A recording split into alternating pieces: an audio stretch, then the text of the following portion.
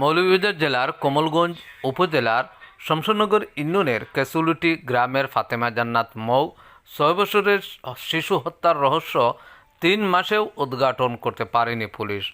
গত ৯ মার্চ ২০২২ ইংরেজি রোজ বুধবার এই হত্যাকাণ্ডের ঘটনা ঘটলেও এখন পর্যন্ত এ ঘটনায় কেউ গ্রেফতার হয়নি। নিহত ফাতেমা জান্নাত মৌয়ের বাবা ফরিদ মিয়া ও মা রুবি বেগম বলেন, ঘটনার দিন আসরের নামাজের পর আমাদের মেয়ে মৌ বাড়ির পূর্ব দিকের রাস্তা দিয়ে উত্তর দিকে যায়। যাওয়ার সময় আমাদের ছেলের বউ ও মেয়ে দেখেছে, এরপর আর বাড়িতে আসেনি।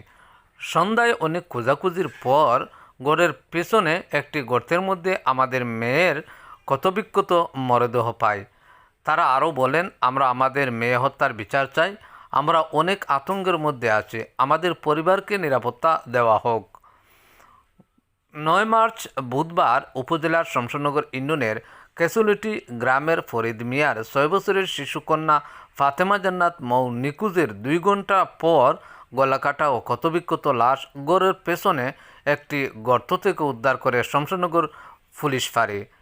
ঘটনার দিন রাতে নিহত শিশুর মা রুবি আক্তার বাদী হয়ে কমলগঞ্জ থানায় একটি হত্যা মামলা দায়ের করেন।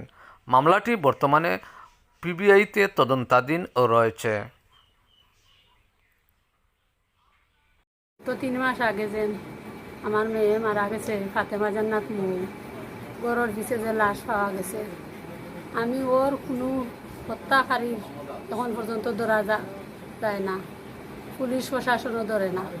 আমরা যারা সন্দেহমূলক কইলাম এরেও তারা ধরে না।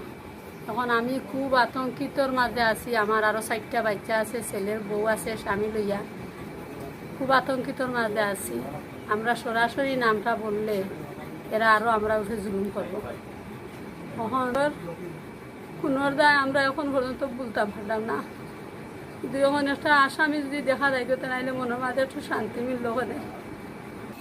আজকে 3 মাস ইয়েভাবে চলছে। আমার মেয়েটার কোনো খুনিও বার করতে পারছে না। প্রশাসনের কাছে কিছু সন্দেহমূলক কইছিলাম, প্রশাসনও আইনিভাবে কোনো ব্যবস্থা নিছে না।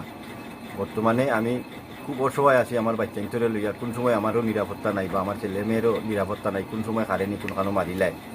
আমি প্রশাসন সবার কাছে আটতে সরুর কাছে পাইছি না। এখন আমি মাননীয় প্রধানমন্ত্রীর কাছে আমি ওটা ছাড়াম। আমি কমলাকান জানোর নিরাপত্তা পাই, আর কমলাকান আমার বাচ্চার আসামিটা আপনারা সহযোগিতা করিয়া আইনের আওতায় তুলিয়া দেখবা।